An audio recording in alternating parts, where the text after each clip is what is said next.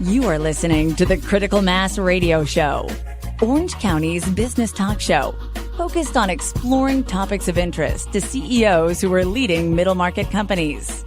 With your host, Richard Franzi. Good morning and welcome to Orange County's longest running business talk show. I am your host, Rick Franzi, and boy, do we have a good show planned for you. And why is that? Because we have a great guest. I'd like to welcome to the program Dr. Armia Abdo. He is the founder and CEO of DocPhyzio. Welcome to the show. Yeah, thank you, Rick. I'm happy to be here. Let's get started right away. You've been in business for 3 years. Tell us about your original motivation as an entrepreneur to start your physical therapy business. Well, I think like most people, it just started with an idea. So this was roughly around 2017. And I just had some inspiration. I drew up an algorithm of how to assess the body. And it was, I don't know where it came from. It was just some inspiration. And then from there, I realized that this thing is pretty cool. So I just kept refining it and playing with it. Then I spent about the next 2 or 3 years trying to prove it wrong. And every time I challenged it, it just showed itself to be consistent and effective. So overnight, I changed the way I treated patients, and I was making some remarkable gains from there and what I was able to do for people. So from there, I just try to figure out, what can I do with this to deliver it to people on a larger scale? And that's where we started playing around with the concept of like, what kind of business model can we use to get it out there? So it's pretty exciting. So let's go back a little bit. Talk to us about your background, education, and sort of how you've gotten to the point where you are in your career. Yeah, so I graduated from Azusa Pacific with my doctorate in physical therapy. That was in 2008. I started practicing in outpatient physical therapy clinic, specializing in orthopedics. So I did that for 3 years. I moved up really quickly. I became one of the partners and owners. And during that time, we grew to be the largest, one of the largest clinics in Irvine. And we were, in Advanced Magazine, rated us like the top clinic in the nation during that time. And right after that is when I actually left the practice. And I left because of a lot of the barriers that I found in working inside of healthcare. So I left there. I worked in a wearable therapy company designing wearable like products to help enhance posture and health. So it really taught me a lot about the effects of our posture on our overall health. And so I really became interested in doing physical therapy as many ways as I could. And I really started to break down some of the barriers and biases that you have when you just work inside of one model of healthcare. And it really opened the door. And next thing you know, more inspiration came, and I started finding my own way from there. So earlier in the interview, you mentioned that you had developed an algorithm. So I get an image of what that might be, and you kind of attribute the inspiration to something external to you. I love the creative process, and many times I've heard that inspiration comes. Divine feels like a strong word, and it may have loaded meanings for people, and I don't mean it that way necessarily. Mm-hmm. But what I mean is you're inspired from externally. Can you spend a little bit of time on how you were inspired with your algorithm?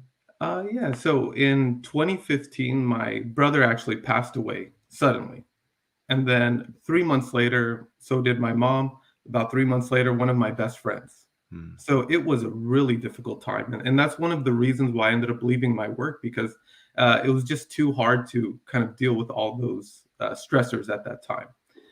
So it really caused a huge reset. And what I realized during that time is those are very powerful moments and catalysts for change. And during that time, it was extremely difficult. So I was looking for some type of escape from that. And then this is where I was redirected, and all of that inspiration started to come from all of the reflection and meditation on everything that happened in the past, year or two. And my wife was incredible support as well too. So that was really the catalyst for that change. And all those same thoughts that many of us have whenever we're confronted with the passing of loved ones and death, we realize that we want to do something more with what we have. And then I just came and I spilled onto that algorithm. I started playing with it, and the next thing you know, like here I am. So I really attribute that shift in my life from those events. Wow, that's really powerful, and thank you for being willing to share that here on the program today. Yeah.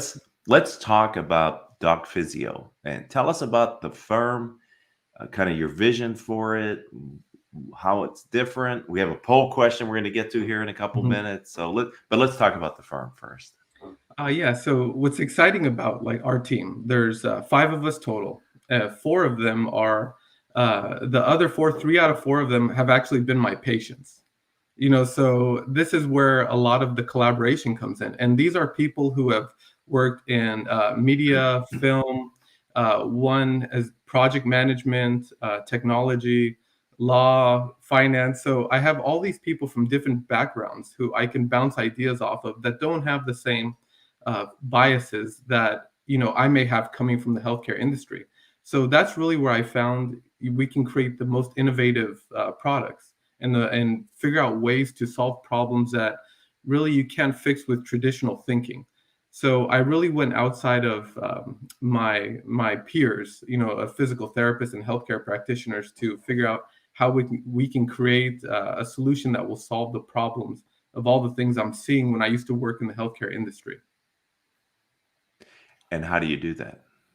Well, one of it is all about automation, because as much as we want to compete with each other in the healthcare industry for patients, when you look at supply and demand, there's no need. There is Mhm. way more people that need the help than compared to the services we can provide. And if you look at the numbers, there's about 250,000 licensed physical therapists, and only 4% of them are specialized in orthopedic or musculoskeletal care. So if you were to take all the people, which is about half of the US, about 170 million people who have muscle and joint pain at any given point in time, if you were to allocate all of them to the skilled physical therapists that can treat them, each therapist has about 18,000 patients they have to manage. And so I've never seen a physical therapy clinic, no matter how good they are or how poor they are, unfortunately, that isn't full of patients. So I really don't look at our innovation as something that's going to replace them. It's to complement them, because we need just multiple levels of care, to be able to provide the services and help people out. So, as we were preparing for the show and talking, you really explained to me that there's technology in physical therapy, always has been. Any of us have been to a physical therapist. We understand the types of technology that's used to help us. Uh, but you've developed, in addition to that, artificial intelligence as Yes. technology. And so we developed a poll question, which, hold on a second, let me bring it up here. I should have had it ready. There you go. Mhm. About 619 people have seen it, and the responses, we asked the question, can AI be used to supplement parts of physical therapy? Mhm. And the responses were, of course, it's the future, depends on how it's used, and not at all. And so 70% said, of course, it's the future, 20% said depends on how it's used, and 10% said not at all. So the LinkedIn community that we share seems to believe that AI could help your industry. So tell us about DocPhyzio and how technology is revolutionizing physical therapy. Well, we already saw that with COVID and telehealth, right? Before COVID, there was a small amount of people who were okay or comfortable with telehealth services, right? So that's one aspect of technology. We go from in-person now to some form of digital care, but it still requires a person. It still requires scheduling. It still requires high expenses, all this typical barriers. The only barrier that it really solves is one of geography, right? You can be anywhere at any time, and there's a bit more convenience with it. But now we need to look to the next level. And the next level would be automating parts of that care. So what we're doing is creating a new branch of healthcare, which is AI-driven healthcare. And it doesn't currently exist. So we're really shaping it ourselves and writing the rules for it. Hmm. And what we're trying to do is to get people the help they need when they need it. And right now, one of the biggest things that determines the success of outcomes for patients is speed of delivery of care. So even though telehealth is available, you still may have to wait a week, a couple days, even 24 hours to get care. And for some people, when you're in pain, you need the help right then and there. And with AI, we can create that solution for you instantly. And because it's AI, we can also scale it, and it's a fraction of the cost of what it would be to consult with somebody. But like I said before, I'm not looking to replace that industry. I'm looking to just add another stepping stone, so you can get the care when you need it. And if that's not enough, of course, we can funnel you to the next level of care. So this is a big week for DocPhyzio. Is that correct? Mhm. Yes. Can Very you big. share? Can you share why? Well, we just launched our app. It's on Google, and it's on Android and Apple and iOS. So people can go to docphysio.com, or they can go to their app store and they can download it. And our assessment is free. So it's pretty amazing. All you have to do is enter some pain points, take a picture or a selfie, and then you get instant results. So this is really a feeler for us to be able to provide a service for people and to create and get enough data to make our AI and our machine learning start kicking in, so it can become more precise over time. And one of the things I realize is if you position yourself properly and you provide and you identify the problem, people will demand the solution from you. And we're best positioned to provide that solution. And just like I was hoping, all the feedback we're getting is like, this is great, but now what? So the now what is, okay, well, if we automated assessments, now we can automate portions of treatment for you. So that's the next step that we have in line in our roadmap. Okay, so you're a technology company. Yes. So the industry just happens to be physical therapy, but it's really now you're moving to a technology company. And so let's understand this a little bit better.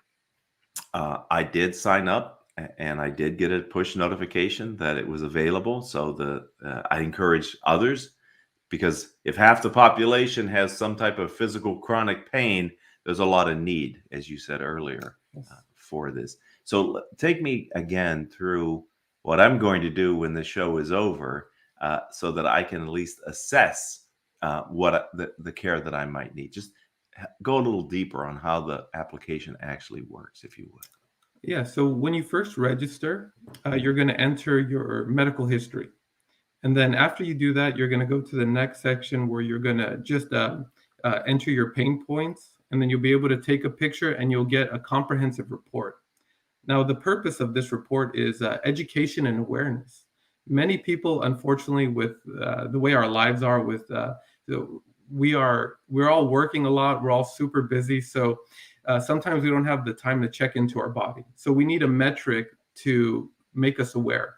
To me, I look at it just like a weight scale, right? You step on the scale either once a day, never, every day, after every meal, and the reason for that is a metric that you can get instantly that can help you determine what's working, what's not working, and just give you that information so you can make informed decisions.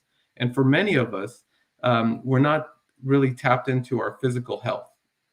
So being able to have an assessment like this will be very powerful and create a lot of awareness for people. So at the very least, I hope to shine a light on a huge problem. And the reason, Rick, that we get the medical history at the beginning is because what I've identified through my practice and through all the research and that I've published on the algorithm is that I see a strong correlation and even causation between posture and muscle and joint pain. But what I've also seen is that there is links between your posture and your general health. So with enough data, we can start to see the tie-in between general health and posture. So if we can start to find that, then we can start to inform people about problems before they happen. And that puts us in the prevention category. And that's amazing. That's where we're really looking to go. And if we can tell you that you have a problem or that you need to get something checked out with a picture before something bad happens, it's so much easier to take care of that problem. But our healthcare industry right now, we're in the reactive mode. Wait till something happens, then come see us. And then it's a lot harder and a lot more expensive to fix. But if you can see a problem coming a mile away, then you only need simple solutions to fix it. So an ounce of prevention is worth a pound of cure, is what I thought about as you were talking. Yes. And the second part of it is how technology is putting knowledge in the hands of the consumer. And this is, and in the healthcare industry, unfortunately, we don't think about patients as consumers, but they are the consumers of the, and you're educating Yes. your patients on preventative, which is really powerful, because it goes back to your earlier point, which is there's way too many people that need the service than the service providers are available. So how do we empower the individuals? So um, this is fantastic. I love it when technology is disintermediating and reframing how we look at an industry, which is the potential of what I believe you have here. So who's interested in helping you? You talked about your mastermind, your brain trust that's helping you kind of launch the product. Who are you talking to help you to scale this product? In regards to scaling it, well, right now we're going straight to the consumers because, like you said, I want to bypass the healthcare industry and go right to individuals. And one of the reasons for that, if I can touch on your last point, is that, I mentioned 170 million people have muscle and joint pain at any time. Only 10% of them are receiving care because they have to wait till the problem's big enough to get inside of the industry as well, too. So that really inundates our healthcare system with people with chronic problems that are very difficult to treat. So being able to go right to the consumer is really what we wanted all along. So the way I look at it is decentralizing healthcare. You don't have to go to a centralized hub to get it. You can get it outside, and then we can funnel you in if needed. So that's one aspect of it. So I'm going towards consumers first, just for the data, and I'm providing a free services, for them. But in regards to how we're going to scale it, well, right now we're talking to large providers, healthcare providers, and potentially insurance companies as well. Because for them, of course, they have financial incentives to keep people healthy without the use of expensive care. So we become another touch point of care that can be scalable and very inexpensive and not have any of the barriers of geography, insurances, and things like that. So our whole concept is to try and make it effective for even healthcare practitioners to implement this inside of their system to keep a lot of people healthy without needing expensive care. So let me rephrase what I've just really understood of your business potential, and that is people suffer with minor aches and pains until they can no longer exist that way. And then they go to their doctor, they get referral to physical therapy. And now by the time the physical therapist sees them, they really have chronic pain that could have maybe been solved differently earlier if they would have just taken the opportunity to get treatment. And now you're giving people the power of knowledge and posture that possibly will bend that curve of pain for them. Is that what you're promising potentially? Oh, yes, 100%. And then doing more than promising, we're delivering, and that's Okay. something that I've seen in my practice. If you can get your hands on somebody, especially in my patients are very educated with their problems. And so a lot of them leave here, they're good to go. And they come to me when they feel like, okay, this thing is starting to go sideways a bit, but they're much more aware now of poor movement creates a lot of friction and that creates pain rather than waiting till they cross that threshold of pain. Or like I say, like running the red light, they come to see me one session, they're back on track and they keep on with their life. They don't have to continue to focus on this. Everybody else who's waited years to get things fixed, they have chronic problems. It's spilled over not just to the physical body, but it becomes emotional, it Right. becomes spiritual. And if you've ever seen somebody with chronic pain, I've had some of those patients, most of them cry when we're done, with treatment. And it's because of the impact it's had on their whole life. It consumes them. And when you see that, it's heartbreaking. And to know that if I just saw you a few years ago, all you'd have to do is stretch your hip flexor, and so that's really what I want it to be. I wanted people to understand that, hey, it can be a simple solution if we can identify quickly. And if you don't know and you can't tell, well, our AI can, and then we can offer you a quick treatment and then continue on with your life. You don't have to be focused about your your health and your limitations forever. It doesn't have to consume your whole life. So you're going to come back on the show at some point in the future, and you're going to talk to us about DocPhyzio. What do you see as the near-term and long-term potential for what you have just released and launched to the marketplace? So near term, we're focused on creating an assessment that increases its precision as we get more data. And then we want to start to see it being correlated to people's medical history as well. And then we're going to provide simple treatments as an adjunct to our assessment. So that's short term. We want to get it into providers, insurances, direct to the consumer. So it's an alternative form of healthcare for them. Long term, I want to see that we grow from just being in the physical therapy lane to general health. And so we can do more screening for multiple different systems of the body. And then we can copy and paste that concept in physical therapy across the board. And then we'll shift from being a physical therapy oriented company to a general wellness and health company. And then we can become your first touch point of care. And our AI can become, in essence, your AI doctor that can screen you and help you and funnel you to the right place or give you quick solutions if needed. This is really inspiring and exciting, and I'm glad we have you on the program. If someone would like to learn more about you or DocPhyzio, how do they find you guys online? Well, they can go to our website. It's docphysio.com. So it's DocPhyzio.com. And there's links there to download the app. There's some information about our company. And then they can also find us on LinkedIn. We're on Instagram, Facebook, under the same name, under DocPhyzio. So we're always posting on social media with all of our updates. I really believe in transparency. So the model we have for our social media is to build in public. So every time we come out with updates, anytime we advance our technology, I'm sharing that online so people can see and come along for the journey and help support us. Because the more information we get, the better we can serve people. And we can increase our precision and really help people the way I think we need to help people, which is instantly, which currently doesn't exist, but it does now. So it's the beginning of something special.